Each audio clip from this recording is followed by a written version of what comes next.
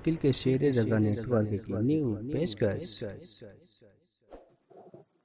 برادران ملت اسلامیہ، محفل رسول پاک صلی اللہ علیہ وسلم میں حاضر باش سنی خوش عقیدہ مسلمانوں، السلام علیکم۔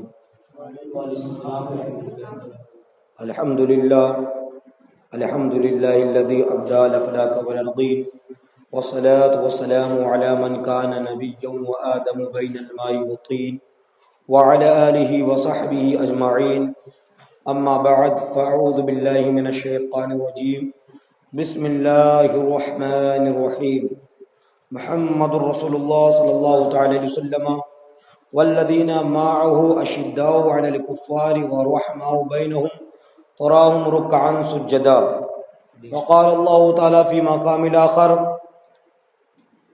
إن الذين يبايعونك تحت الشجرة لقد رضي الله تعالى وعد مبين كريم، ونحن على ذلك لمن الشاهدين والشاكرين والحمد لله رب العالمين۔ آئیے سب سے پہلے اپنے آقا مولا صلی اللہ تعالی وسلم کے بارگاہ میں جھوم جھوم کے درود پاک پڑھیے آواز سے بلند، اللهم صل علی سیدنا شفیعنا حبیبنا مولانا محمد بارک وسلم صلاۃ و سلام دائما علیک سیدی رسول اللہ صلی اللہ تعالی علیہ وسلم۔ علامہ حسن فاضل بریلوی ارشاد فرماتے ہیں، اللہ سے کیا پیار ہے عثمان غنی کا، محبوب خدا یار ہے عثمان غنی کا۔ اور اعلی حضرت ارشاد فرماتے ہیں، نور کے سرکار سے پایا دوشالہ نور کا، ہو مبارک تم کو ذو النورین جوڑا نور کا۔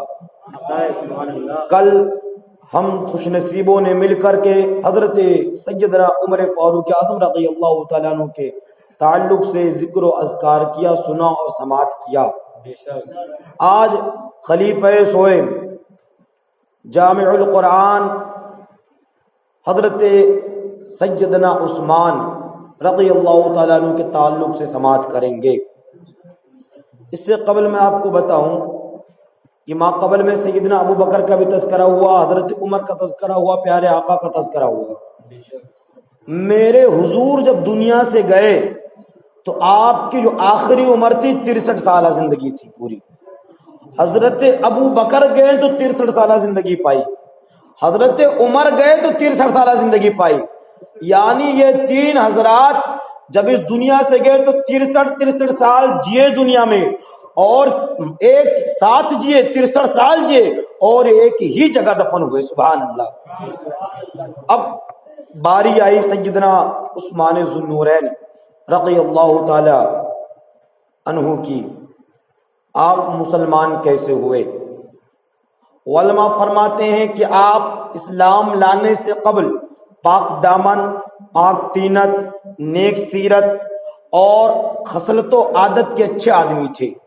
یعنی آپ کا بچپنا جو گزرا ہے اس وقت آپ نے کلمہ نہیں پڑھا تھا، لیکن آپ نے کسی بت کو سجدہ نہ کیا، آپ بت کو نہیں مانتے تھے، آپ بتوں کے خلاف جایا کرتے تھے، کیونکہ جو ذرا سی عقل رکھتا ہے، وہ جو ذرا سا شعور رکھتا ہے، وہ سمجھ جاتا ہے کہ کون صحیح کون غلط ہے۔ ہمیں سمجھ میں آ رہا ہے کہ ہم جس آٹے کو کھا رہے ہیں اسی آٹے کو اگر پتلا بنا کر اسی کو خدا بنا دے تو کیا اس میں طاقت ہوگی؟ خدا کو ہم بنا سکتے ہیں حضرت۔ اب سنیں، آپ کو خدا کی بات آ گئی تو ایک بات اور یاد آ گئی، ضمن میں کہتا چلوں کہ کوفہ میں ایک کیا نام ہے دہریہ رہتا تھا، عالم۔ دہریہ بولتے ہیں کہ جو خدا کی ذات کو نہیں مانتا، وہ کہتا خدا کوئی چیز نہیں ہے، دنیا اپنے آپ بن گئی، سب کچھ اپنے آپ ہے۔ اب وہ تقریر کر رہا تھا، اس نے مجمع میں کہا خدا نام کی کوئی چیز ہی نہیں ہے، کوئی رب نہیں ہے، دنیا اپنے آپ سے بنی، سب کچھ اپنے آپ سے بنا، اگر خدا ہے تو میرا 3 سوال ہے، اس کا جواب دے دوں میں مان لوں گا خدا ہے۔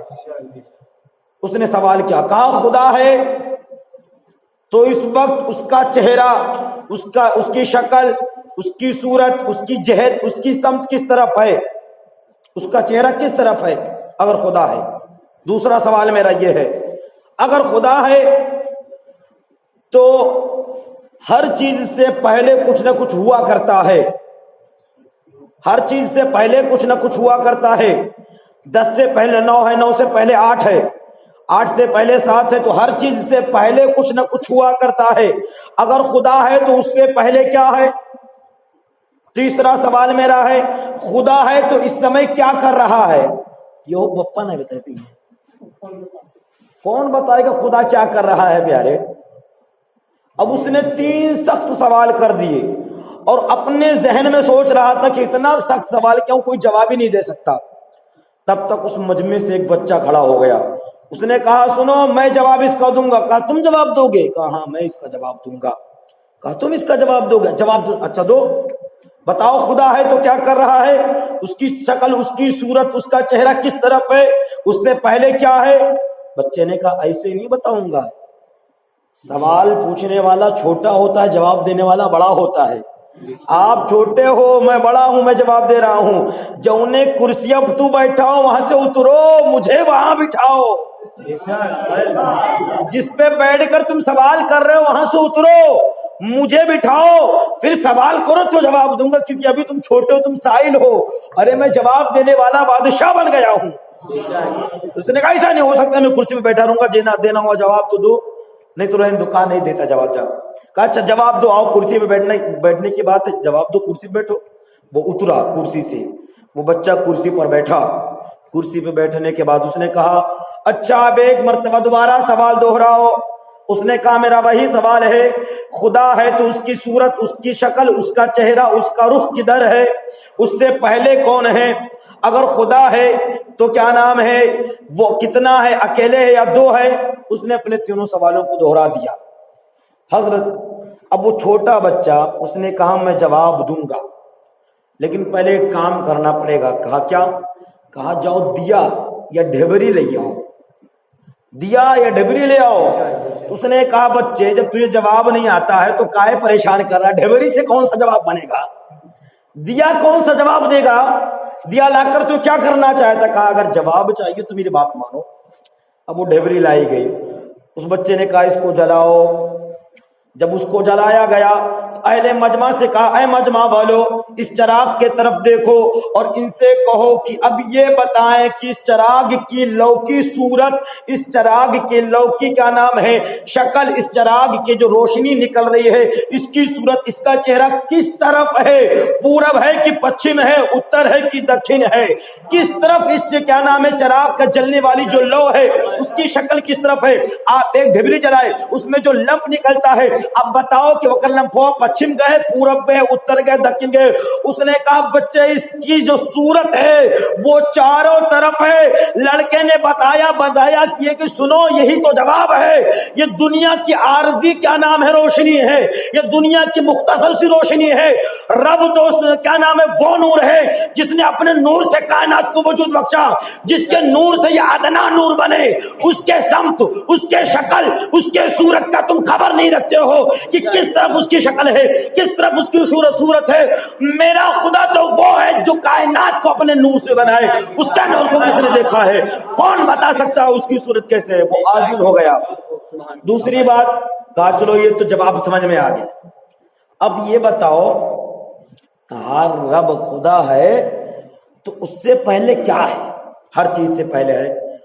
تو بچے نے کہا کچھ کرنا پڑے گا، بتاؤ. کرو گے تو جواب دو. کہاں بول کیا کرنا پڑے گا بچے بتا. اس نے کہا 1 سے لے کر 10 تک گنتی گنو. تو وہ ہنسنے لگا، کہنے لگا بچے اس میں کیا بڑی بات ہے، 1 2 3 4 5 6 7 8 9 10 یہ نہیں گن دیا میں نے. کہا ایسے نہیں گنتی گنو جیسا میں بولوں. کہا کیسا تو بولتا؟ کہا پھر سے 10 تک گن.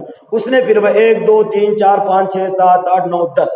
کہا 10 پہ ٹھہر جا. 10 پہ ٹھہر گیا. اب کہا 10 سے الٹا گن. کیا کہا؟ بولو نا. 10 سے الٹا گن. اس نے کہا لو یہ بھی گن دیتا ہوں. کہا 10 9 8 7 6 5 4 3 2 یک یک یک یک. کہا وہ 1 سے آگے بڑھ، 1 سے آگے بڑھ. 1 پہ کیوں چکر رہ گیا ہے؟ آگے کیوں نہیں بڑھ رہا ہے؟ کہا بچے 1 کے بعد کوئی گنتی نہیں ہے. کہا رب کے بندے جو گنتی بنا دے اس 1 کے بعد کسی کا وجود نہیں ہے. ارے میرا رب وہ ایسا ایک ہے کہ اس کے بعد کسی کا وجود نہیں ہے. جیسے اس گنتی کے بعد کسی کا وجود نہیں ہے ویسے میرے رب کے بعد کسی کا وجود نہیں ہے. سبحان اللہ. میرا رب اکیلا ہے. کہا اچھا یہ 2 بات تو سمجھ میں آ گئی ہے. تیسرا جواب دے دو، اگر تمہارا رب ہے تو کاؤ کرتی ہے سمجھ۔ تو بچہ مسکرایا، بولو سبحان اللہ۔ بچہ مسکرایا اور مسکرا کر کے اس نے جواب دیا، کہا مجمع والے غور سے سنو، یہی تو میں تلاش رہا تھا کہ اس کا جواب اب دوں، یہی جواب دوں، اس کو ابھی ذلیل کرنا باقی ہے، اسی میں ذلیل کروں گا۔ مجمع والے کان کھول کر سننے لگے، کہا کس کے بولو اپنا سوال، کہا تمہارا رب ہے تو کیا کر رہا ہے؟ مجمع والوں سے مخاطب ہو کر اس بچے نے کہا کہ اے دھیریا سن لے، میرا رب ہے اور اس سب میں مجھے عزت دے رہا ہے۔ میں زمین پر بیٹھا تھا، اس نے مجھے عزت دی، تیرے کرسی پر بٹھا دیا، تو کرسی پر بیٹھا تھا، تجھ کو ذلیل کر کے کرسی سے اٹھا دیا اور مجمع کے سامنے ذلیل کر رہا ہے۔ میرا رب، میں اس کی وحدانیت کا چرچا کرتا ہوں، اس کے ایک ہونے کا تذکرہ کرتا ہوں، اس کے ایک ہونے کی بات کرتا ہوں۔ مولا مجھے کرسی پہ بٹھا کر عزت دیتا ہے، تجھ کو کرسی سے اتار کر ذلت دیتا ہے، ذلت۔ نعرے تکبیر، نعرے رسالت، اے اعلیٰ حضرت، اے شہدائے کربلا، نعرے تکبیر، نعرے رسالت۔ اب وہ شرمندہ ہو گیا کہ اس چھوٹے سے بچے نے اتنا جواب دیا۔ کیا پتا ہے وہ بچہ کون تھا؟ ہمارے امام، ہم جن کی اقتدا کرتے ہیں فقہ کے مسائل میں، امام اعظم ابو حنیفہ رضی اللہ تعالی، نعمان بن ثابت جن کا نام ہے، وہ ہمارے امام اعظم ابو حنیفہ بچپنے میں جواب دے رہے، بچپنے میں جواب دے رہے، سبحان اللہ۔ جوانی کی ان کی تفصیل پڑھو گے تو سبحان اللہ کیا کیا انہوں نے جواب دیا ہے، لیکن وہ موضوع نہیں، ادھر نہیں جانا چاہتا ہوں۔ لیکن خدا کے ایک ہونے کی بات چلی تو ایک بات بتاتا اور چلوں گا، ایک بات اور بتاتا چلوں گا۔ حضرت امام اعظم ابو حنیفہ ہیں، ایک دہریہ سے مناظرہ ہو گیا طے۔ دہریہ بولتے ہیں جو خدا کی ذات کو نہ مانے، خدا کی کوئی چیز ہی نہیں، وہ کہتے ہیں کہ دنیا اپنے آپ سے بنی ہے، کسی نے نہیں بنایا اس کو۔ دہریہ سے مناظرہ طے ہو گیا کہ فلاں دن اتنے بجے، مثال کے طور پر 9 بجے مناظرہ شروع ہوگا، مثال کے طور پر کیا نام ہے، دوشنبہ سوموار کے دن 9 بجے مناظرہ شروع ہوگا، 9 بجے رائٹ ٹائم پہ آ جانا۔ اب جو مد مقابل دہریہ تھا وہ رائٹ ٹائم پہ آ گیا، امام اعظم 3 گھنٹہ لیٹ کے کیا آئے، تو جب لیٹ کر کے آئے تو دہریہ نے کہہ دیا ڈرائے گئے ہو، کہا ہاں ڈر گئے تھے جو اتنا لیٹ کر دیا، ابھی تک کہاں تھے؟ امام اعظم نے کہا اگر میں کہوں کہ میں اپنے گھر سے آ رہا تھا تو میرے راستے میں میرے گھر کے راستے میں ایک سمندر حائل ہے، مطلب جب جو میرے گھر کا راستہ یہاں تک آتا اس کے بیچوں میں تو سمندر ہے، ایک دریا بہ رہی ہے، میں اس کے قریب گیا تو میں نے ایک عجیب چیز دیکھی۔ کیا دیکھی؟ میں نے یہ دیکھا کہ ایک درخت ہے وہ اپنے آپ کٹ گیا، اس کے اپنے آپ پٹرے تختے تیار ہو گئے اور اپنے آپ کشتی بن گئی، اپنے آپ کشتی دریا میں چلی گئی، اپنے آپ ادھر سے ادھر جانے لگی، ادھر کے سواریوں کو ادھر لاتی، ادھر کے سواریوں کو ادھر لاتی، اور اپنے آپ سے ملاحی بھی اصول رہی ہے، تو کیا تم مانو گے؟ تو وہ ہنس کر کہنے لگا تم جیسا امام ایسی بات کہے تو کون مانے گا؟ بھلا درخت اپنے آپ سے کٹ سکتا ہے؟ بھلا اس کے تختے اپنے آپ سے تیار ہو سکتے ہیں؟ بھلا کشتی اپنے آپ سے تیار ہو سکتی ہے؟ بھلا کشتی بغیر کسی کے چلائے اپنے آپ چلنے لگتی ہے؟ بھلا کسی کے اصول کوئی ملاحی اصول کشتی اپنے آپ سے ملاحی اصول کر سکتی ہے؟ اتنا بڑا کام اپنے آپ سے کیسے کر سکتی کشتی؟ امام اعظم نے کہا مناظرہ یہیں پر ختم۔ اب میرا جواب سن لے، 2-4 دن مناظرہ نہیں، بس چند لمحے مناظرہ کیا جاتا ہے، حق کو واضح 1 منٹ میں کیا جاتا ہے۔ امام اعظم نے کہا دہریہ تو کشتی سے عجیب سمجھ رہا ہے کہ کشتی اپنے آپ نہیں بن سکتی، نادان، تو نے تو زمین و آسمان کو اپنے آپ سے بنا ہوا مانا ہے، تو نے چاند و سورج کو یہ مانا کہ اپنے آپ سے بن گئے ہیں، تم نے برگ و ثمر کو یہ مانا کہ اپنے آپ سے بن گئے ہیں۔ کیوں نہیں کہتا کہ جب تک کشتی بنانے والا نہ ہوگا کشتی نہ بنے گی، جب تک درخت کاٹنے والا نہ ہوگا درخت نہیں کٹے گا، جب تک تختہ تیار کرنے والا نہ ہوگا تختہ نہ بنے گا، جب تک ملاحی اصولنے والا نہ ہوگا ملاحی نہ اصول جائے گی۔ کیوں نہیں کہتا جب تک زمین و آسمان کا بنانے والا کوئی نہ ہوگا، زمین و آسمان نہ بنے گا، چاند و سورج نہ بنیں گے، برگ و ثمر نہ بنیں گے، اور سن لے جس نے زمین و آسمان کو بنایا اسی کو امام اعظم خدا کہا کرتا ہے، اسی کو اپنا رب مانا کرتا ہے۔ سبحان اللہ۔ اسی وقت وہ کلمہ پڑھ کر کے مسلمان ہو گیا۔ ایسی بہت حکایتیں موجود ہیں۔ ایک عالم صاحب تھے, کسی شہر میں گئے تو ایک ضعیفہ کو دیکھا, بڑھیا کو دیکھا کہ وہ چرخا کاٹ رہی ہے. اب بات چھڑ گئی تو بتا دو ورنہ ادھوری رہ جاتی ہے بات. چرخا کاٹ رہی ہے, چرخا کاٹ. تو عالم صاحب نے کہا بڑی بھی زندگی بھر چرخا کاٹو گی, رب کا پہچان کیا کہ نہیں, رب کو پہچانا کہ نہیں پہچانا؟ کہا الحمدللہ میں نے رب کو پہچان لیا. کس نے بتایا؟ میرے چرخے نے بتایا. جواب کہاں سے جواب دیتے تھے وہ لوگ یار, چرخا کون سی بولی بولے گا؟ کہا آپ کے چرخے نے جواب دیا. کہا ہاں میرے چرخے نے بتایا ہے. کہا کیسے؟ کہا ذرا سوچو, میں جب تک چرخا چلاتی ہوں چرخا چلتا رہتا ہے, جب تک چلاتی ہوں چلتا رہا, جیسے روک دیا چرخا رک گیا, کام بگڑ گیا, کام نہیں بنا, کام رکا رہ گیا. پھر جب شروع کرتی ہوں چرخا چلتا ہے, کام بنتا, پھر بند کر دیتی ہوں, کام رک جاتا ہے, چرخا چلنا بند ہو جاتا ہے, میرا کام میری ڈیوٹی رک جاتی ہے, اس کا نظام رک جاتا ہے. عالم صاحب ذرا بتاؤ یہ چھوٹ بڑے چرخا چلاوے کرتی, جب مجھ جیسے ضعیفہ کی ضرورت پڑتی ہے تو عالم کے اتنے بڑے چرخے کو چلانے کی کسی نہ کسی کی ضرورت پڑے گی. اور میں جب اس چرخے کو چلاتی ہوں تو اس کی مالکن میں ہوں, اس کی ڈور باز میرے ہاتھ میں ہے. جو عالم کے چرخے کو چلاتا ہے اسے خدا کہا کرتے ہیں. جب اس چھوٹے سے چرخے کو چلانے کے لیے مجھ جیسے کمزور کی ضرورت پڑی ہے تو اس اتنے بڑے عالم کے چرخے کو چلانے کے لیے ایک قوی رب کی ضرورت ہے, اور وہی ہمارا خدا ہے, وہی ہمارا مالک ہے. کہا جب اتنا جان گے تو اور بتاؤ تمہارے کتنے رب ہیں, یہ بھی بتا دو. کہا ہاں یہ بھی جانتی ہوں کتنے رب ہے. کہا کہاں سے پڑھا؟ کہا کچھ نہیں, میرے چرخے نے جواب دیا. چرخے نے جواب دیا. کہا کیا جواب دیا تمہارے چرخے نے؟ کہا سنو, غور سے سننا, میں جب چرخا چلاتی ہوں تو جس طرح میں چاہتی ہوں اسی طرح چرخا چلتا ہے, نہ زیادہ تیز نہ زیادہ سلو چلتا ہے, میری مرضی کے مطابق چلتا ہے. اگر میں دو ہو جاؤں یعنی میری کوئی مدد کرنے والی آ جائے تو دونوں جب ساتھ میں چلائیں گے تو چرخے کی رفتار بڑھ سکتی ہے. اس کی تھوڑی سے زیادہ طاقت لگے گی, میری تھوڑی کم لگے گی, میری تھوڑے زیادہ لگے گی, اس کی تھوڑی کم لگے گی, تو چرخا چلنے میں ڈیمیج ہو جائے گا. اپنے مرضی کے مطابق چرخا کام نہ کرے گا. ہم تھوڑی زیادہ طاقت لگا دیں گی اور وہ تھوڑی زیادہ طاقت لگائے گی تو چرخا اپنے آپ سے نہیں چل سکتا ہے. جیسا میں چلا رہی تھی, یا تو زیادہ چلے گا یا تو کم چلے گا. اور اگر وہ ہم دونوں ایک اس طرف چلائے اور ایک اس طرف چلائے تو چرخا ٹوٹ جائے گا. تو اگر چرخا کو برابر چلانا ہے تو ایک ہی کی ضرورت ہے, ورنہ کبھی تیز چل جائے گا اور کبھی تیز نہیں چلا تو میں دائیں چلاؤ گی وہ بائیں چلائے گی تو چرخا ٹوٹ جائے گا. اب سنو, جب سے میں پیدا ہوئی میں نے ہوش سنبھالا, جب سے میں دیکھ رہا ہوں وہی آسمان ہے, جب سے میں دیکھ رہا ہوں وہی زمین ہے, جب سے میں دیکھ رہا ہوں وہی چاند ہے, جب سے میں دیکھ رہا ہوں وہی ستارے ہیں, جب سے میں دیکھ رہا ہوں اسی طریقے سے درخت ہرے بھرے سبزے اگتے ہیں.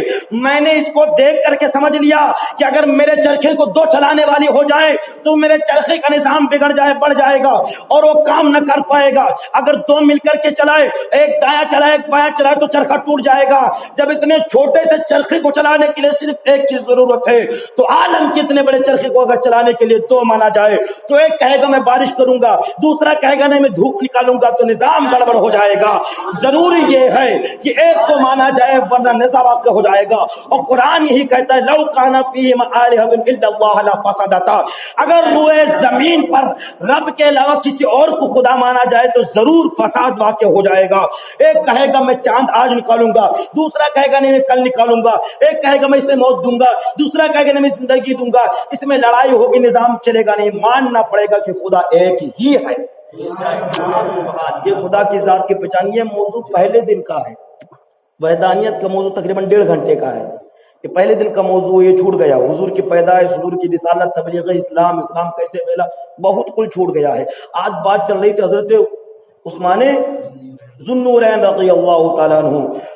آپ بچپنے کے عالم میں جب تھے تو آپ نے کبھی بھی بت کو سجدہ نہ کیا. مشکل سے 20 یا 30 یا 40 منٹ ان باتوں کو کان لگا کے سنیے اور سمجھنے کی کوشش کیجیے کیسے اسلام پھیلا اور کیسے کیسے اذیتیں پائی مسلمانوں نے اسلام قبول کرنے کے وقت. جب آپ بچپنے میں تھے صحابی رسول فرماتے کہ حضرت عثمان نے بچپنے میں کبھی بت کو سجدہ نہ کیا, کبھی شرک میں آپ ملوث نہ ہوئے, اور آپ جب اسلام نہیں لائے تو تب بھی ناچ گانا ویڈیو اس ساری چیزوں سے دور تھے. اس وقت رقاصی چلتی تھی, جس کو ہم لوگ مجرا بولتے ہیں، آپ ان تمام چیزوں سے باوجود یہ کہ آپ مسلمان نہیں ہوتے تب بھی ان کو نہیں دیکھتے تھے، آپ بچپنے ہی سے اپنی نگاہ کو نیچے کر کے چلا کرتے تھے۔ آپ وہ ہیں ان میں سے کہ جن کو حضرت صدیق اکبر نے جن پر اسلام پیش کیا تھا، یعنی حضور نے آپ کو دعوت نہیں دی تھی، حضور ہی کا دین تھا، لیکن صدیق اکبر نے کہا تھا عثمان مذہب اسلام کو قبول کر لو، اور آپ نے حضرت ابو بکر کے کہنے پر مذہب اسلام کو قبول کر لیا۔ جب آپ نے اپنے گھر میں مذہب اسلام کو ظاہر کیا تو آپ کا چچا ابی الحکم، جس کو حکم بالعاص کہا کرتے ہیں، اس نے آپ پر ظلم کیا اور آپ کو ایک درخت سے انگنے میں باندھ دیا اور آپ کو کھانا پانی دینے سے سب کو روک دیا، یعنی آپ کو باندھ دیا، اور کہہ رہا ہے محمد کے دین سے برگشتہ ہو جاؤ، محمد کے دین کو چھوڑ دو۔ تم نے اپنے باپ کے دین کو چھوڑ دیا، تم نے اپنے ماں کے دین کو چھوڑ دیا، تم نے اپنے دادا کے دین کو چھوڑ دیا، اور نہ جانے محمد کون سا دین لے کر آئے ہیں، ان کا کلمہ پڑھ لیا ہے۔ اگر تم محمد کے دین کو نہیں چھوڑو گے تو میں تمہیں ایسے ہی باندھ کے رکھوں گا اور کھانا پانی تمہارے لیے بند کر دوں گا، تمہیں بھوکا پیاسا اسی درخت میں رہنا پڑے گا۔ حضرت عثمان کے ایمان نے کہا او چچا تم کیا سمجھتے ہو، جو نبی کا غلام ہوتا کھانے کے لیے مرتا ہے، جو نبی کا غلام ہوتا پانی کا محتاج ہوتا ہے؟ نہیں نہیں اے میرے چچا، تو کان کھول کر سن لے، میں نے نبی کا کلمہ پڑھ لیا، اب تو کھانا دو یا نہ دو، پانی دو یا نہ دو، ان کی محبت میں دنیا سے یوں ہی بھوکا چلا جاؤں گا، لیکن ان کے دین سے میں برگشتہ ہوں گا۔ ہمارے قدم کو تم مذہب اسلام سے نہ ہٹا پاؤ گے۔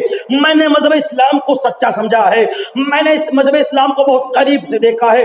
میں نے دیکھا ہے کہ جب ہمارے تیوہار آتے ہیں تو ہم کیا نام ہے میلے کچیلے ہو جاتے ہیں، ہمارے اوپر رنگ چھڑکا جاتا ہے، ہم ناپاک رہتے ہیں، پیشاب میں ملوث رہتے ہیں، ہم اپنی بیویوں کو اپنے بہنوں کو اپنے سامنے نچاتے ہیں۔ مذہب اسلام کہتا ہے شراب حرام ہے، مذہب اسلام کہتا ہے عورتوں کو پردے میں رکھو، مذہب اسلام کہتا ہے اپنے جسم کو پاک رکھو، کپڑے کو صاف رکھو، مذہب اسلام کہتا ہے اگر غیر مسلم تمہارا پڑوسی ہے اس کی مدد کرو، اس کی حفاظت کرو۔ اتنا اچھا پیغام میرے مذہب نے نہ دیا، جس مذہب کو تم مانتے ہو تمہارے مذہب نے یہ پیغام نہ دیا۔ تمہارے مذہب میں تو یہ ہے کہ جتنا امیر بننا چاہو بن جاؤ، غریبوں کو دبا کر مار دو جو تمہاری بات نہ مانے۔ میں نے محمد عربی کو دیکھا ہے، اگر ان کے پڑوس میں کوئی بھوکا لیٹتا ہے تو انہیں نیند نہیں آتی ہے، راتوں کے رات میرے آقا اس کے کیا نام ہے اس کے گھر میں برکت کے لیے رو رو کر دعا کرتے ہیں۔ ایسا مشفق، ایسا رحم کرنے والا کون ہو سکتا ہے؟ میں کسی دوسرے دین کو کیسے اپنا لوں؟ میں نے دیکھا ہے ان کے جو غلام ہیں وہ ایک ایک کھجور کھا کر کے بسر کر لیتے ہیں، ان کے جو غلام ہیں تھوڑے سے پانی پر اپنے دن کو گزار دیا کرتے ہیں، اور میں نے یہ بھی دیکھا ہے کہ ان میں 1 مہینہ روزہ ہے، وہ بنا چوچرا کچھ کھائے پیے دن رات روزہ رہا کرتے ہیں۔ کیسا پاک و شفاف مذہب ہے ان کے منہ میں نے یہ دیکھا ہے کہ ان کے بچے جو ہوتے مسلمانوں کے اپنے باپ کے قدم کو اپنے باپ کے ہاتھ کو چومتے ہیں، اپنے ماں کے ہاتھ پر قدم کو چوم لیا کرتے ہیں۔ میں نے دیکھا ہے ان کے مسلمانوں کے بچے اپنے باپ کی آواز سے زیادہ بلند آواز نہیں کرتے ہیں، اپنے ماں کو پلٹ کر جواب نہیں دیتے ہیں۔ ایسا پاک دین کون ہو سکتا ہے؟ ایسا سچا دین دوسرے کا کیسے ہو سکتا ہے؟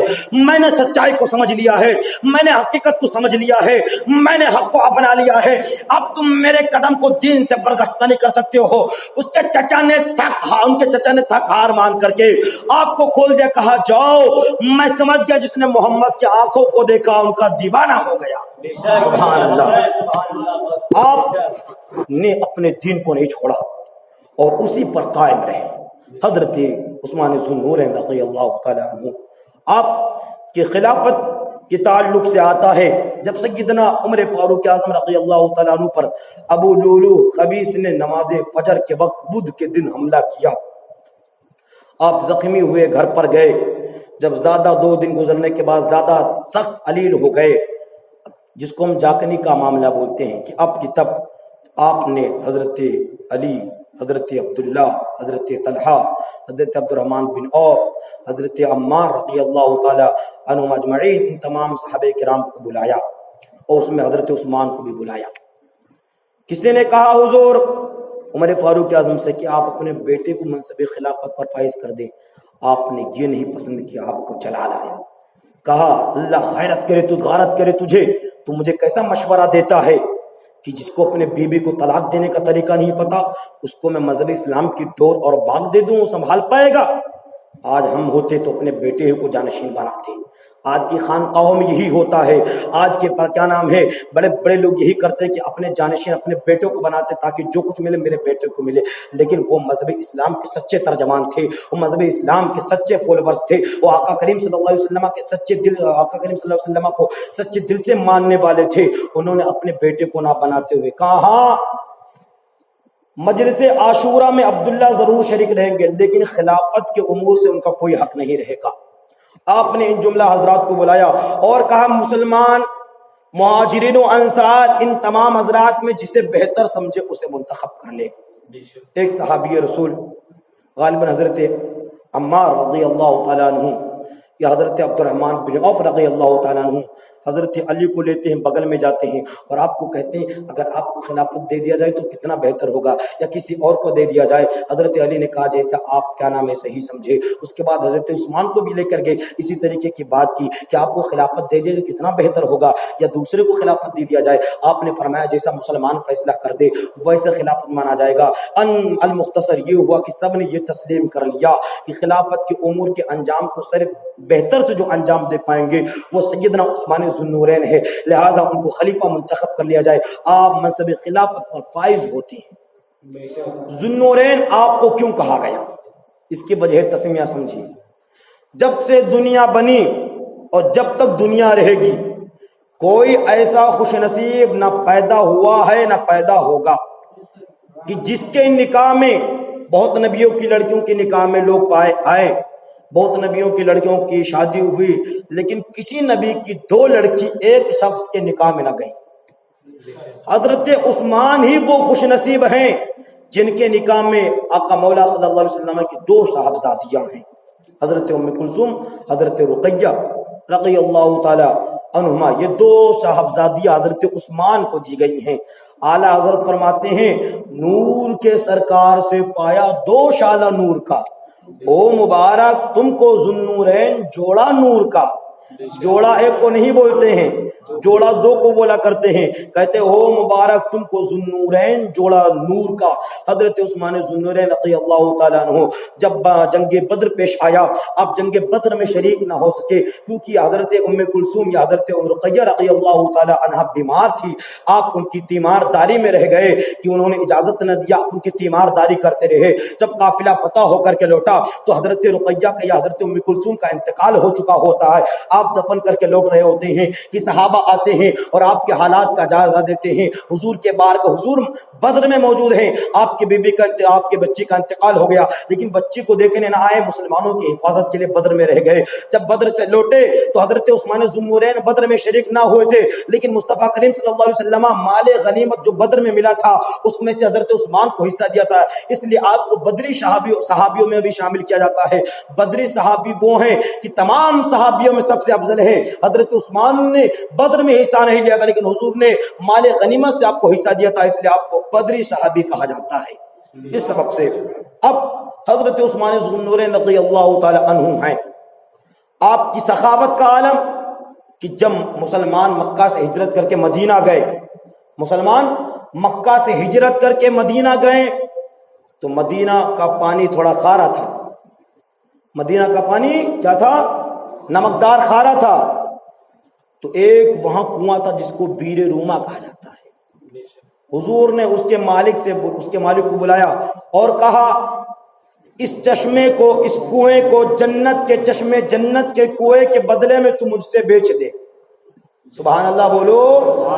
کہا اس کنویں کو، اس چشمے کو جنت کے چشمے کے عوض میں بیچ دے۔ کتنا بڑا سودا، وہ تو نہایت سستا سودا، بیچ رہے ہیں جنت کا، ہم مفلس کیا مول چکائے، اپنا ہاتھ ہی خالی ہے۔ آپ نے کہا اس کنویں کے عوض میں تمہیں جنت میں ایک نورانی کنواں دوں گا، اس کو تم میرے ہاتھ سے بیچ دو۔ اس نے کہا حضور میرے گھر کا گزارا اسی کنویں کے پانی پر ہے، پانی بیچا کرتے تھے۔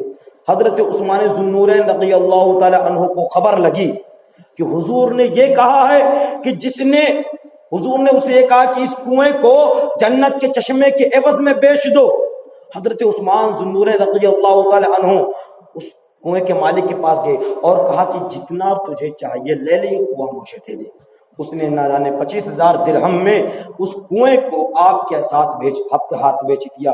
اب حضرت عثمان دوڑے دوڑے مصطفیٰ کے بارگاہ میں آئے، کہا حضور میں نے سنا آپ نے ارشاد فرمایا ہے کہ جس نے بیر روما کو خرید کر کے مسلمانوں میں وقف کر دیا اس کو جنت کا چشمہ ملے گا، جنت میں کنواں ملے گا۔ اے حضور اگر میں خرید کر کے اس کو بے مسلمانوں کے لیے وقف کر دوں تو کیا مجھے جنت میں چشمہ ملے گا؟ کہا ہاں عثمان ضرور ملے گا۔ کہا حضور میں نے خریدا اور آپ کے سامنے میں کہتا ہوں میں مسلمانوں کو دیتا ہوں، مسلمان جائے عام طور پر پیے، 1 روپیہ نہیں ملے گا۔ آقا مولا صلی اللہ علیہ وسلم خوش ہو گئے، آپ مسرور ہو گئے۔ حضرت عثمان غنی کو دیکھ رہے ہو، صرف حضور کو خوش کرنے کے لیے جنت میں خریدنے کے لیے مال خرچہ کر رہے ہیں، دنیا چھوڑ رہے ہیں، جنت کو بنا رہے ہیں۔ اسی طریقے سے جب جنگ کیا نام ہے بدر، جنگ تبوک کا معاملہ آئے، جیسے اسرا کا معاملہ آیا، جیسے اسرا بولتے ہیں تنگی کا جنگ، یہ جنگ اس وقت پیش آیا جب مسلمان بے سر و سامان تھے، ان کے پاس لڑنے کا سامان نہیں تھا، ان کے پاس اسلحے نہیں تھے، ان کے پاس گھوڑے نہیں تھے۔ حضور آقا صلی اللہ علیہ وسلم نے مسلمانوں کو جمع کیا اور کہا سنو جنگ تبوک میں جانا ہے، جو سے جو ہو سکے وہ چندہ دے، جس سے جو ہو سکے اپنے گھر سے لا کر کے اسلام کے بارگاہ پیش کرے، مذہب اسلام کی حفاظت کے لیے پیش کرے، جس کے بعد جو کچھ ہو۔ حضور پاک صلی اللہ علیہ وسلم تبلیغ فرما رہے تھے کہ جو دے گا وہ اتنا ثواب پائے گا، جو دے گا وہ اتنا ثواب پائے گا۔ تب تک حضرت عثمان کھڑے ہوئے، کہا اے میرے آقا میں 100 اونٹ ماں پیادہ آپ کے بارگاہ میں اسلام کے لیے پیش کرتا ہوں۔ حضور نے کہا سبحان اللہ، صحابہ نے نعرہ لگایا۔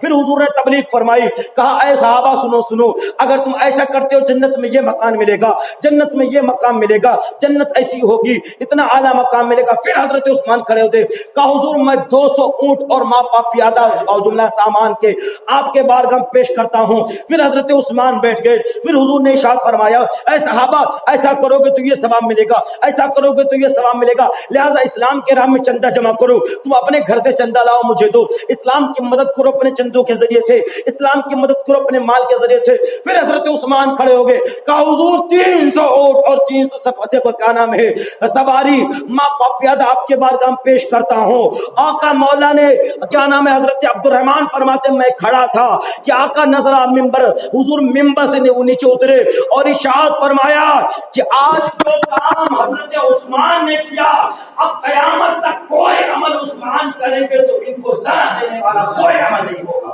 سبحان اللہ، حضرت عثمان کو ذرا دینے والا کوئی عمل نہیں ہوگا۔ حضرت عثمان رضی اللہ تعالیٰ عنہ اس طریقے سے اسلام کی مدد کی ہے، اس طریقے سے مسلمانوں کی مدد کی ہے۔ انہوں نے یہ نہ دیکھا میں میرے پاس کھانے کا رہے گا، میں بھوکا رہوں گا کہ پیاسا رہوں گا۔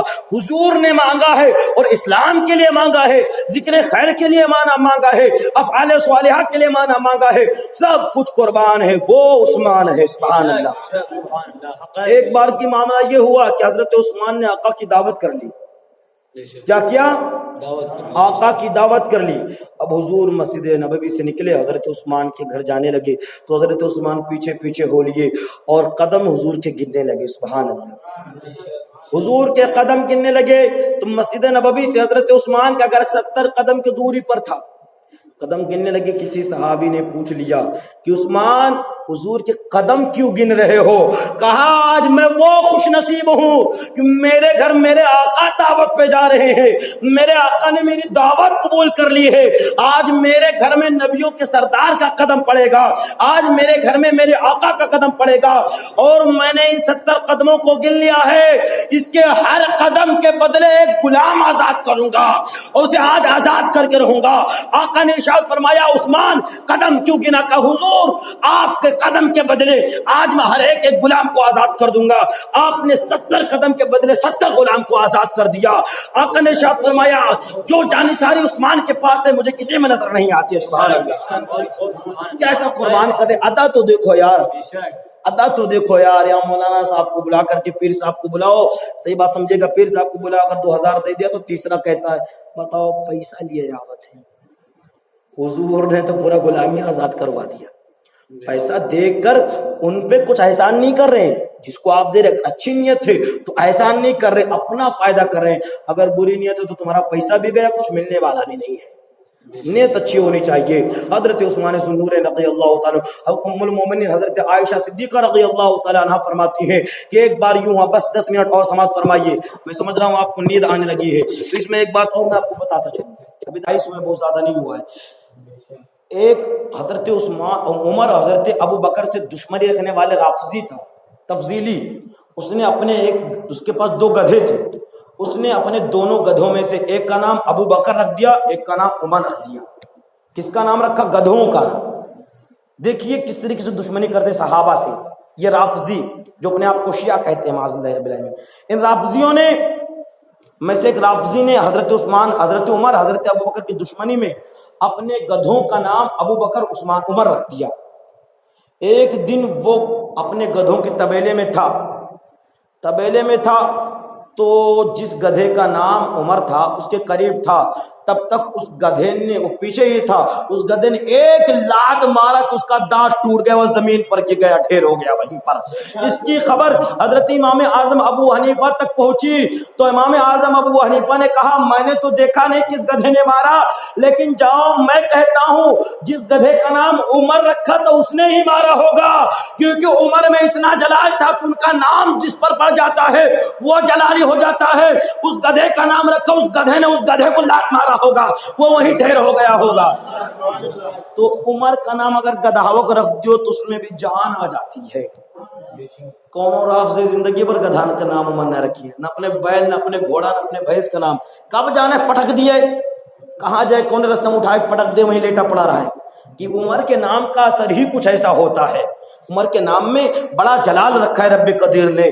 عمر کیونکہ حضور فرماتے ہیں کہ عمر جس راستے سے گزر جاتے ہیں جناتوں کے شیطان اور انسانوں کے شیطان راستہ چھوڑ کے بھاگ جاتے ہیں.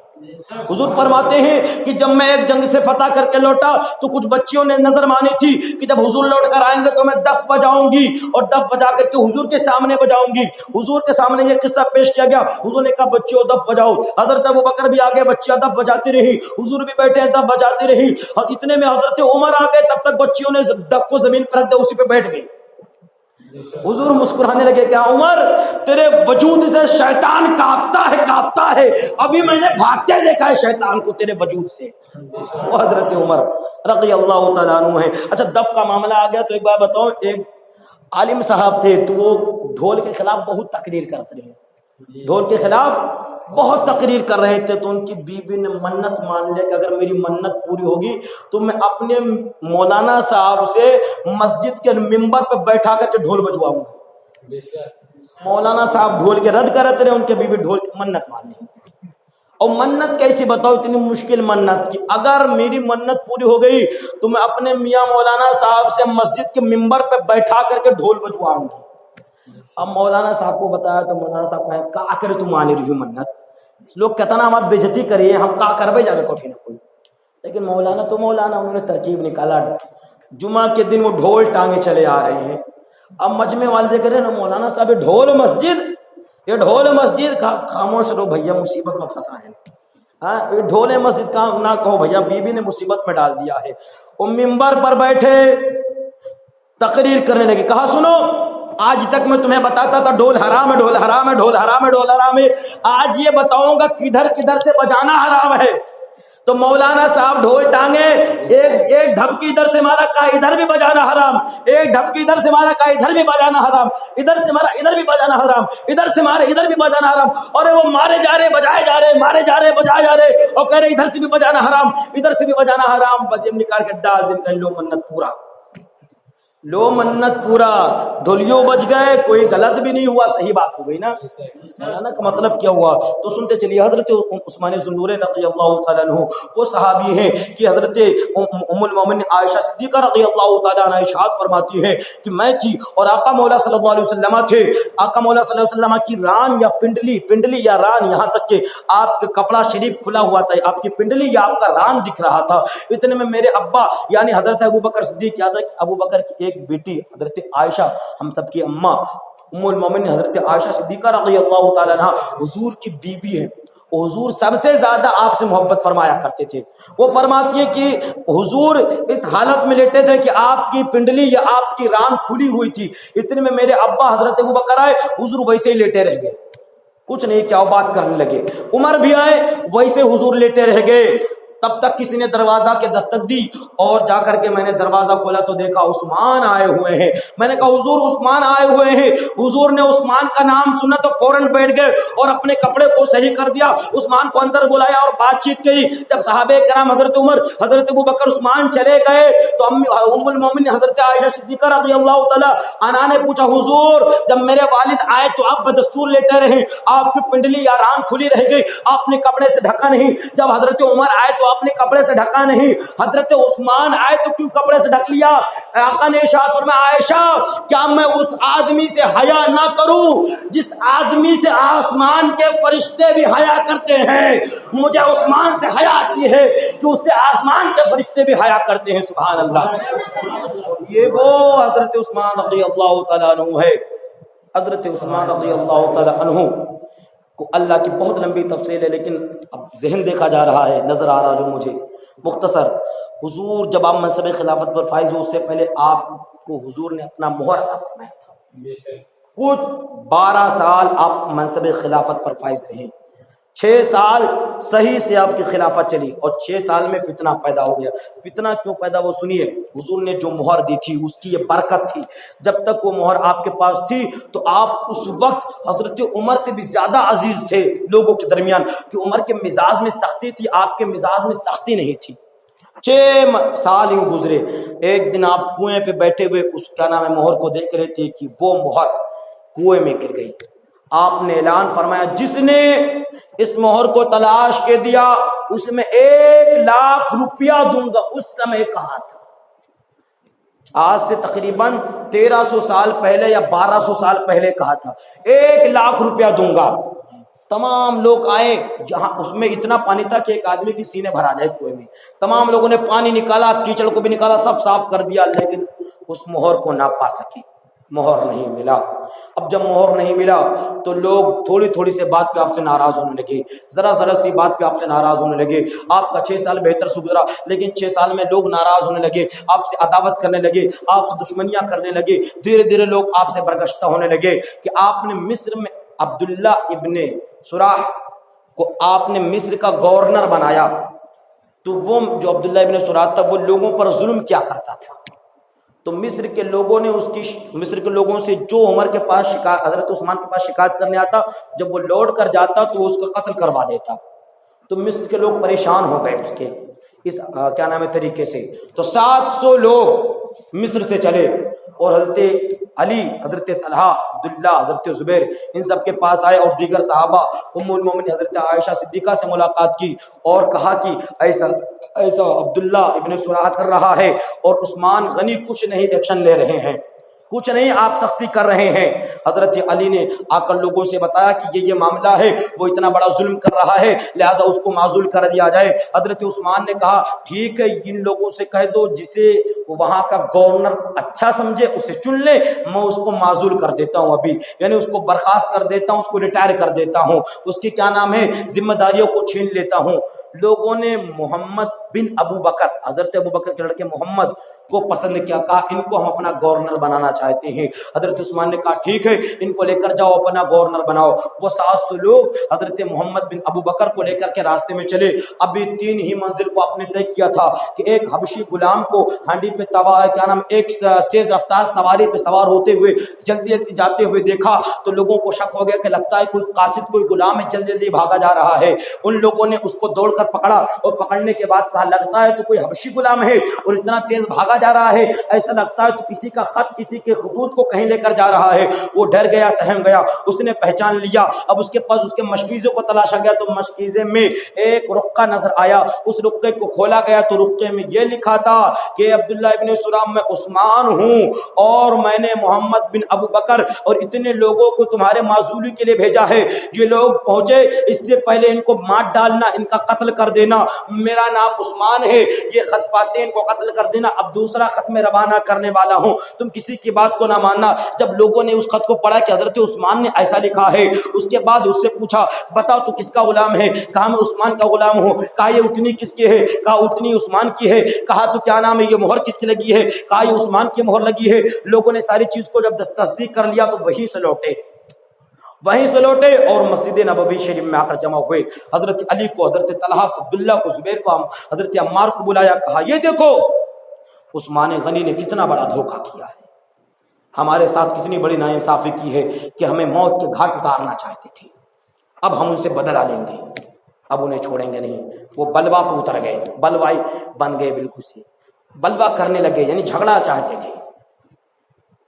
تو حضرت عثمان اپنے گھر سے نکلے، مسجد میں گئے. حضرت علی نے پوچھا آپ نے یہ لکھا ہے؟ کہا یہ اونٹنی آپ کی؟ کہاں یہ اونٹنی میری ہے. یہ غلام آپ کا؟ ہاں یہ غلام میرا.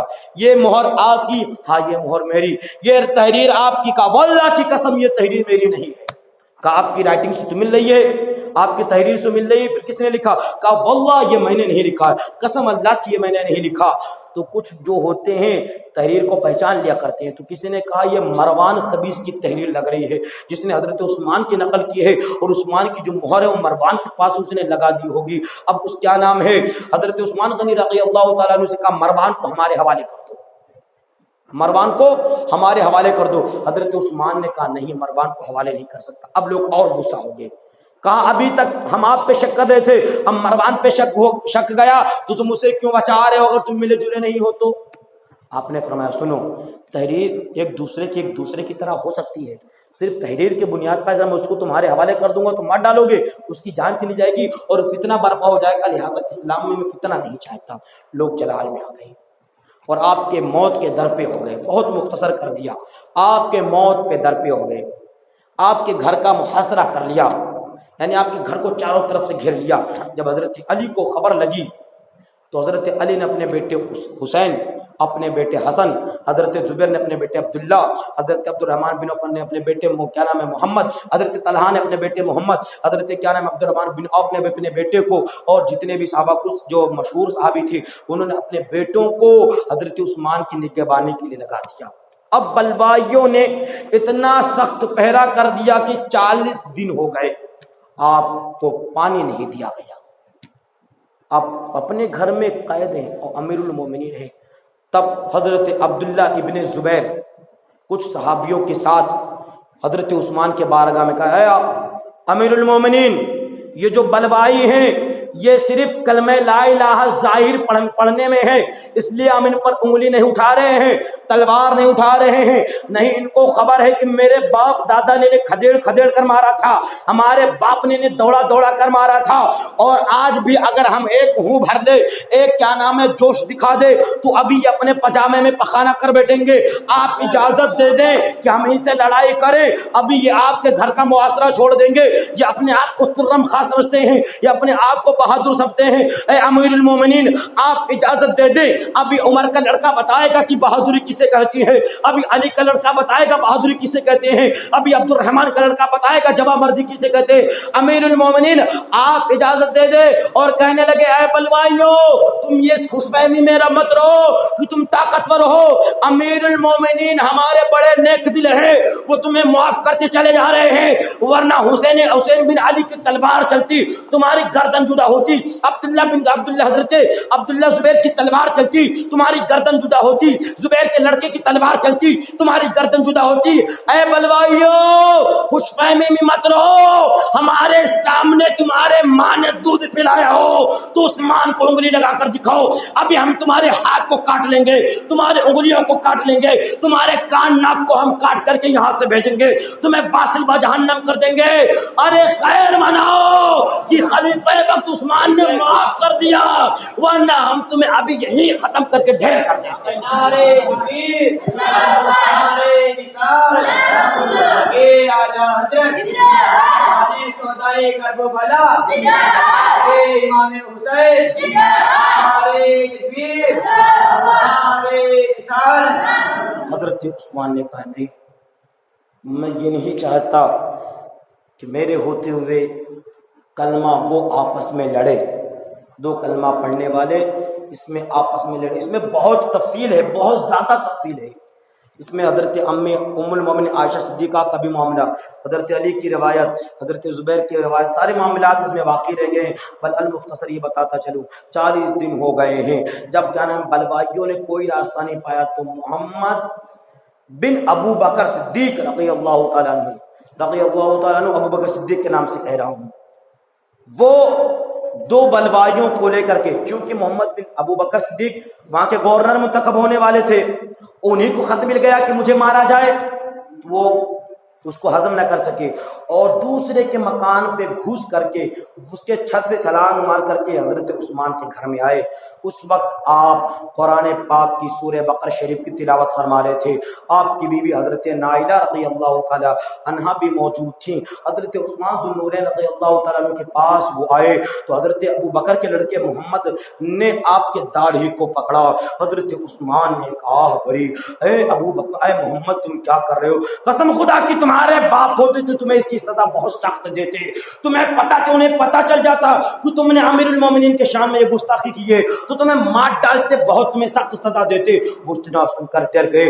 تب تک ایک ظالم نے آپ پر حملہ کرنا چاہا کہ حضرت نائلہ نے اس کے حملے کو روکا، آپ کی انگلیاں کٹ گئی، آپ کی انگلیاں کٹ گئی، آپ نہ روک سکے۔ پھر دوسرے ظالم نے آپ پر حملہ کیا، آپ کے بغل پر حملہ کیا۔ سب سے پہلے اس نے حملہ آپ کے داہنے ہاتھ پر حملہ کر دیا۔ جب دائنے ہاتھ پر حملہ کیا، حضرت عثمان نے کہا اللہ تجھے غارت کرے، تو نے اس ہاتھ کو کاٹ دیا جس ہاتھ سے میں رب کے رسول پر نازل ہونے والی وحی کو لکھا کرتا تھا، میں نے جس ہاتھ سے قرآن کو لکھا تھا اس ہاتھ کو تو نے کاٹ دیا۔ رب تجھے غضب میں ڈالے، تیرے ہاتھ اور پیر، تیرے ناک اور کان کو شل کر دے، تیری آنکھیں چھین لے، تیرا ہاتھ چھین لے، تیرا پیر چھین لے اور تجھے جہنم کرنے والا بنا دے۔ اس کے بعد ظالم نے دوسرا حملہ کیا، آپ کے سینے مبارکہ پر لگا۔ اس وقت آپ سورہ فسیکفیکہم اللہ کی تلاوت فرما دیتے، وہ کون اس سورت پہ پڑتا ہے اور آپ وہیں شہید ہو جاتے ہیں۔ انا للہ و انا الیہ راجعون۔ ابر رحمت ان کے مرکز پر بہر باری کرے، حشر تک شان کریم ناز برداری کرے، ظاہری فنا کے بعد بھی باقی ہے شان رہبری تیری، ہزاروں رحمتیں ہوں اے امیر کارواں تم پر۔ آپ شہید ہو گئے۔ آپ کی بیوی نے کیا نام ہے جھروکے سے آواز لگائی کہ امیر المومنین خلیفہ حضرت عثمان کو شہید کر دیا گیا۔ حضرت عبداللہ بن زبیر، حضرت عثمان دروازے کو توڑ کر کے اندر داخل ہوتے ہیں تو کیا دیکھتے ہیں؟ حضرت عثمان شہید ہو گئے ہیں۔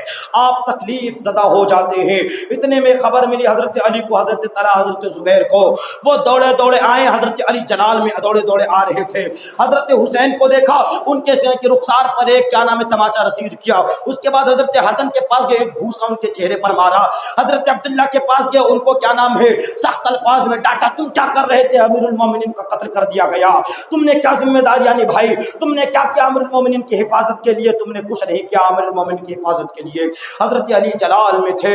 آپ کیا نام ہے حضرت عثمان کے پاس جاتے ہیں اور آپ کے لاش مبارکہ کو اٹھاتے ہیں، اٹھانے کے بعد لے کر جاتے ہیں، اس کے بعد آپ کو دفنایا جاتا ہے، اس کے بعد آپ کا جنازہ ہوتا ہے اور آپ کے جنازے کو جنت البقیع شریف میں دفن کر دیا جاتا ہے۔ آپ کل 12 سال حکومت کر کے، 82 سال زندگی جی کر کے، 18 ذی الحجہ کو آپ اس دار فانی سے رخصت کرتے ہیں۔ ایک صحابی رسول ہے، وہ فرماتے ہیں میں ملک شام گیا تھا تجارت کے غرض سے، تو ایک وادی میں ٹھہرا تو میں نے ایک آدمی کو یہ آواز سنتے دیکھا، ہائے ہائے میں جہنم میں جانے والا ہوں، ہائے ہائے میں جہنم میں جانے والا ہوں، ہائے ہائے میں جہنم میں جانے والا ہوں۔ تو وہ بڑھ کر اس کے پاس گئے تو اس کو دیکھا کہ اس کے ہاتھ شل ہو گئے تھے، اس کے پیر کٹ کے گل گئے تھے، اس کی آنکھ پھٹ گئی تھی۔ اب وہ آخری بار کہہ رہا تھا اب میرا مقام صرف جہنم بچا ہے۔ انہوں نے پوچھا اے وہ شخص تو ایسا کیوں کہہ رہا ہے کہ تو جہنم میں جائے گا؟ کہا میں صحیح کہہ رہا ہوں۔ کہا وجہ کیا ہے؟ کہا میں ان بدبختوں میں سے ہوں جنہوں نے حضرت عثمان کو شہید کیا تھا۔ جب میں حضرت عثمان پر حملہ کرنے لگا تھا تو حضرت عثمان نے آہ بھری تھی اور مجھے بددعا دیا تھا کہ مولا اس کے ہاتھ کو اس سے چھین لینا، اس کے پیر کو اس سے چھین لینا، اس کی آنکھوں کو اس سے چھین لینا، اس کو جہنم کا کندا بنا دینا۔ حضرت عثمان کی 3 باتیں تو صحیح ہو گئی، میرا ہاتھ شل ہو گیا ہے، میرا پیر کٹ گیا ہے، میری آنکھیں پھٹ گئی ہیں، اب مجھے یقین ہو گیا ان کی 3 باتیں صحیح ہو گئی ہیں، اب صرف میرا مقام جہنم ہی بچا ہے، اب میں نہیں بچنے والا ہوں۔ حضرت عثمان کی یہ کرامت ہے۔ ایک شخص راستے سے آ رہا تھا، اس نے ایک خاتون کو گھور گھور کر دیکھا، گھور گھور کر دیکھا، گھور گھور کر دیکھا، پھر حضرت امیر المومنین عثمان کے پاس گیا، حضرت عثمان نے اسے ڈانٹا، اے وہ شخص کہ اے لوگوں، جب तुम्हारे आंखों में जिना के आसार दिखे तो तुम मेरे बारगाह में मत आया करो। कहा है वो शख्स तेरी आंखों में मुझे जिना के आसार दिख रहे हैं। उसने कहा क्या रसूल अल्लाह के बाद तुम पर वही नाजिल होने लगी तो तुम्हें गैब की बातें बताने लगे, क्या मैंने गलती कर दी? कहा तुझे खबर नहीं है, तूने रास्ते में फला औरत को घूर घूर कर देखा था, तेरी आंखों ने जिना किया, या तौबा कर ले। उसके बाद वो ताइब होते हैं। वो हजरत उस्मान ज़ुन्नूर रज़ियल्लाहु तआला अन्हु है। हजरत उस्मान को आप कहाँ देखोगे, बड़ी लंबी तफसील है। मौला करीम से दुआ है मौला करीम मेरे बोलने में आपको सुनने में जो खता वाक़ होगी मौला करीम माफ फरमाए अपने हबीब सल्लल्लाहु अलैहि वसल्लम के सदक़े में। और एक बात बताऊं, एक आखिरी बात बताऊं, हजरत अब्दुल्ला फरमाते हैं कि एक दिन हुजूर फरमा रहे थे जो बलवाइयों को फितना हुआ था उसके ताल्लुक से हुजूर ने बहुत पहले फरमाया था कि एक दिन ऐसा आएगा कि मेरे सहाबा में फितना होगा। तो मजमा में तकरीर फरमा रहे थे तो एक चादर ओढ़ा हुआ आदमी बगल से गुजर रहा था। तो हुजूर ने फरमाया वो शख्स जो चादर ओढ़े जा रहा है उस वक्त वही हक पर होगा। राफजी कहते हैं कि उस्मान गलत है माज़अल्लाह रब्बिल आलमीन, और लोग उस हजरत उस्मान पे तोहमत बांधते वो गलत थे।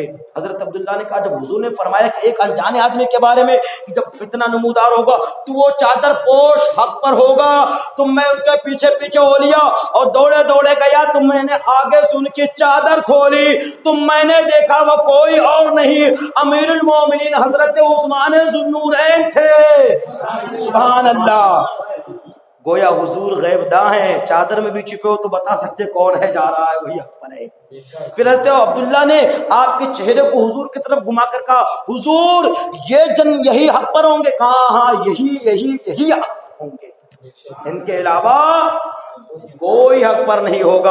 आपकी बड़ी लंबी तफसील है कि जब क्या नाम है आपका आका मौला सल्लल्लाहु अलैहि वसल्लम 1400 सहाबा के साथ मक्का उमरा करने के लिए जा रहे थे तो क्या नाम है कुफार मक्का ने समझ लिया कि वो लड़ाई करने के लिए आ रहे हैं। आप पर खबर पहुंची तो हुजूर ने हजरत उस्मान को भेज दिया, कहा जाओ उनसे सुलह करके और कह दो कि हम सिर्फ उमरा के गरज से आ रहे हैं, हमारा लड़ाई करने का कोई मकसद नहीं है। हजरत उस्मान गए कुफार मक्का से कहा तो कुफार मक्का ने कहा उस्मान तुम हमारे रिश्ते में रिश्तेदार लगते हो, तुम्हें सिर्फ इजाजत है कि तुम काबा का तवाफ कर लो, बाकी मोहम्मद अरबी और उनके गुलाम को इजाजत नहीं है। उस्मान ने कहा ना अहलो तुमने कैसे समझ लिया कि उस्मान अकेले तवाफ कर लेगा अपने आका के बिना? ऐसा हो ही नहीं सकता, जब तक मेरे आका न तवाफ कर लेंगे मैं ना तवाफ करूंगा। कुफार मक्का ने आपको रोक लिया। यहाँ क्या नाम है मकाम हुदैबिया में ये कोहराम हो गया कि उस्मान को शहीद कर दिया गया। आका ने बैअत ली जानो माल की कि अगर लड़ने आए कुफार तो हम जान माल से लड़ेंगे, पीछे नहीं हटेंगे। जब सबकी बैअत पूरी हो गई तो आका ने अपने दाहिने हाथ पर अपने बाएं हाथ को रखा और कहा ऐ सहाबा गवाह हो जाओ मैं उस्मान की बैअत लेता हूं, और फरमाया हादिही यदो उस्मान, ये उस्मान का हाथ है। सुभान अल्लाह। एक बात याद रखो मैं आपको बता दूं, बैअत जो होती है वो जिंदों की होती है, मुर्दे की बैअत नहीं। हाँ मुर्दों की बैअत नहीं होती है। जो लोगों ने मशहूर कर दिया कि उस्मान को कत्ल कर दिया गया, शहीद कर दिया गया, मेरे हुजूर ने बैअत लेके बता दिया कि उस्मान अभी जिंदा है, जिंदा, उन्हें मुर्दा मत कहो, क्योंकि जिंदों की बैअत होती मुर्दों की नहीं। जैसे एक बात और बताओ, बैअत रिज़वा बोलते हैं, बैअत उस्मानी बोलते हैं कि आप यहाँ रहो और पीर साहब कहीं और रहे, वो अपने हाथ पे हाथ रखकर आपकी बैअत कर सकते हैं, इसे बैअत उस्मानी कहते हैं। अस्तगफिरुल्लाह रब्बी मिन कुल्लि ज़ंब व अतूबु इलैह। अस्सलामु अलैकुम।